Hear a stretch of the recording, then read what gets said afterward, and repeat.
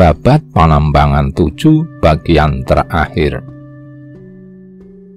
Mayor Baron von Hohendorf kecelek. Mayor Hohendorf melaporkan kepada raja bahwa dirinya akan menemui Pangeran Mangkunegara sendiri. Misi dari pertemuan itu adalah membujuk agar Pangeran Mangkunegara mau kembali ke Kartasura mengabdi kepada raja. Hal itu pun sesuai dengan imbauan Pangeran Pancoran, kakak Pangeran Mangkunegara sendiri. Perintah sang raja, adik Hohendorf, apa yang kau katakan, aku sudah mengizinkan serta menyetujui bila dapat terlaksana. Tetapi menurut dugaanku, si Said ini hanyalah berbasa-basi, sekedar memenuhi tata krama saja. Nanti kalau sudah dibiarkan akan kembali membuat huru-hara orang-orang di pedesaan. Walau demikian, karena engkau sudah berjanji, lebih baik dilaksanakan. Andai dia bersedia kembali ke keraton, aku yang akan memberi makan dan pangkat. Tuan Hohendorf setelah mendapat perintah sang raja lalu minta izin pamit mundur. Keesokan paginya lalu berangkat hanya dengan pengawal opsir 3 orang Jawa, tidak membawa pasukan. Sesampai di desa Bijis bertemu dengan Pangeran Mangkunegara yang juga hanya dikawal 4 orang. Setelah bersalaman, kemudian duduk bersama. Tuan Hohendorf mengambil bekal anggurnya, diserahkan kepada Pangeran Mangkunegara. Keduanya minum sambil berbincang. Tuan Hohendorf berkata, "Saudara, kalau berkenan jangan diteruskan kehendak saudara. Sungguh itu akan membuat kerusakan kehidupan orang pedesaan. Siapa lagi yang kehilangan selain saudara dan ayah saudara sang raja?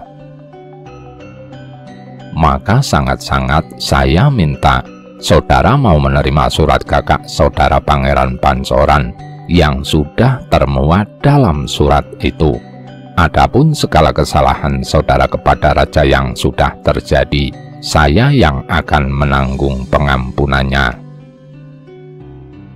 Pangeran Adipati Mangkunegara mendengar perkataan Tuan Hohendorf menjadi lega hatinya, karena Hohendorf akan menanggung pengampunan baginya. Di sana kemudian Pangeran Mangkunegara menyatakan kesanggupannya untuk kembali ke keraton. Setelah itu keduanya minum anggur lagi sebagai tanda keakraban. Pangeran Adipati Mangkunegara melihat pedang yang dipakai Tuan Hohendorf yang terlihat sangat bagus sehingga ingin melihat. Tuan Hohendorf kemudian menyerahkan pedang itu dan diterima pangeran. Kemudian pedang dihunus dan berkata, "Saudara, pedang ini bukan buatan Belanda. Detail keindahannya seperti buatan orang Jawa." Tuan Hohendorf menjawab, "Benar, itu pedang dari Jawa. Ayah Paduka sang raja yang memberi ketika terusir ke Ponorogo. Namanya Kiai Candrabirawa. Makanya siang malam saya sanding, hampir tak pernah terpisah dari badan, karena wasiat dari Kartasura banyak tuahnya." Setelah selesai melihat-lihat pedang itu diserahkan kembali kepada Tuan Hohendorf. Ganti Tuan Hohendorf yang ingin melihat keris Pangeran Mangkunegara. Setelah diberikan kemudian dihunus oleh Tuan Hohendorf. Melihat bentuk keris pangeran, Tuan Hohendorf sangat kagum. Setelah cukup melihat, kemudian diserahkan kembali kepada Pangeran Mangkunegara. Acara perundingan itu selesai dan kedua pembesar itu pulang ke tempat masing-masing. Hohendorf akan pulang untuk melapor kepada raja. Pangeran Mangkunegara kembali ke markas di Sekawe. Tuan Hohendorf sesampai di negeri Kartasura kemudian menghadap raja, melaporkan hasil pertemuan dengan Pangeran Mangkunegara. sejak awal sampai akhir sudah diceritakan. Pangeran Adipati Mangkunegara sesampainya di Sekawe lalu bertemu dengan para punggawa yang masih menunggu kedatangan tuan mereka. Kepada mereka Pangeran Mangkunegara berkata, "Kakak Kudanawarsa dan kakak Surawijaya, aku sudah bertemu dengan Mayor Hohendoff di desa Picis."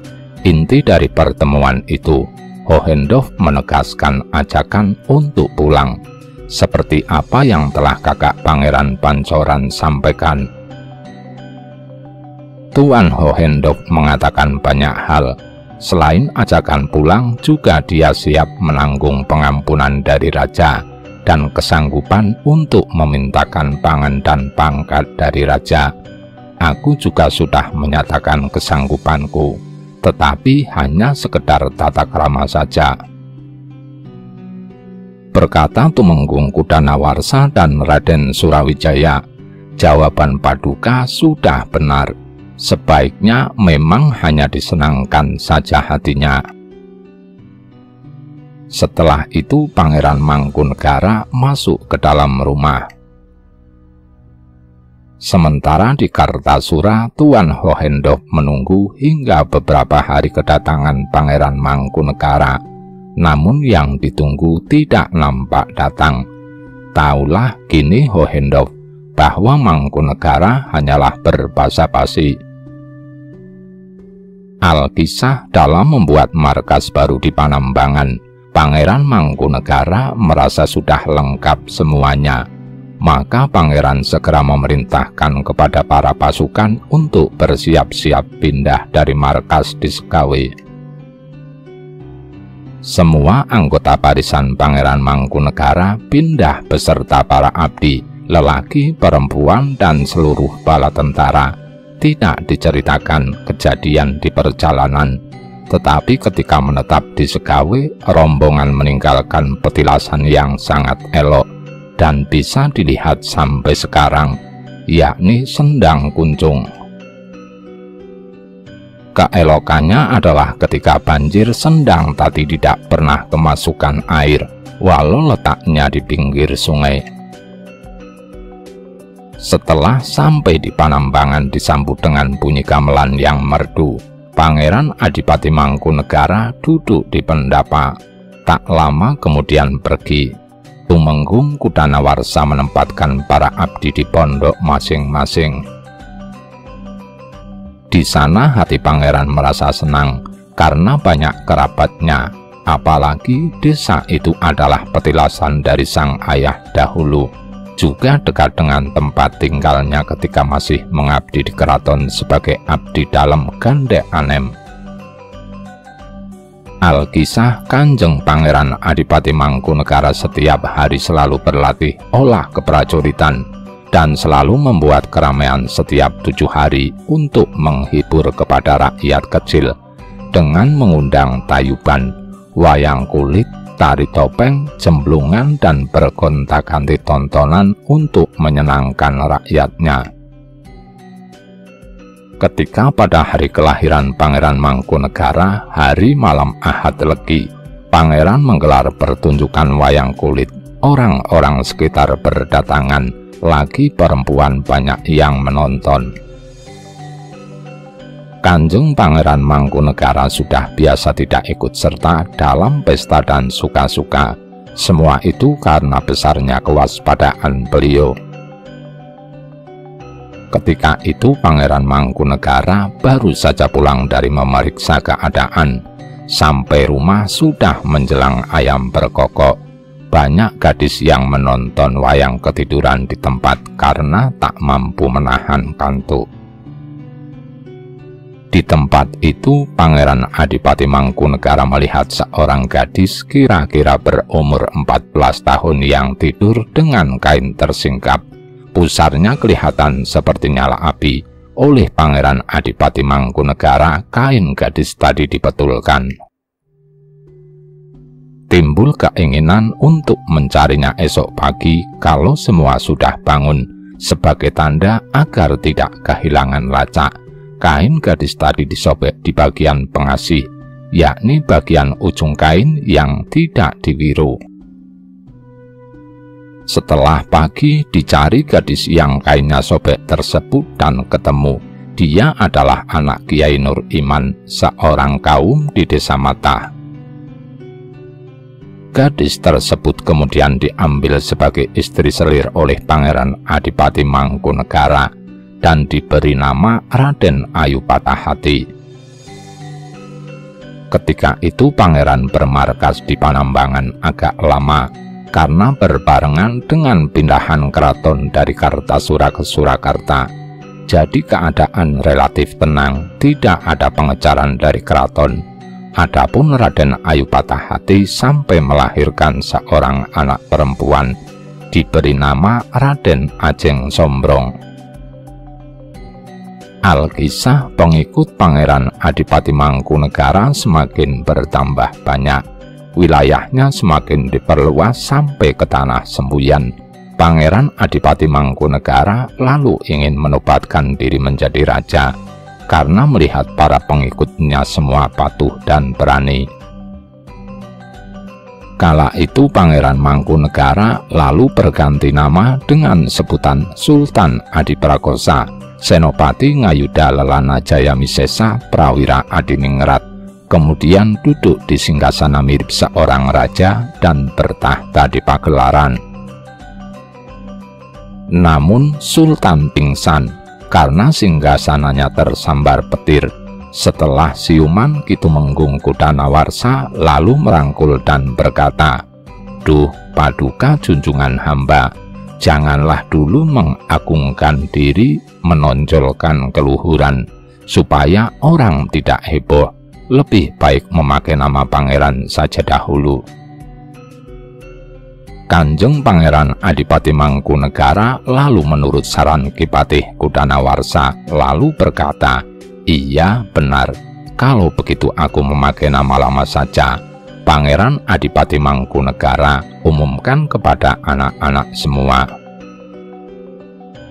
Ganti cerita, Keraton Kartasura sudah berpindah ke Surakarta di tahun 1744 Masehi.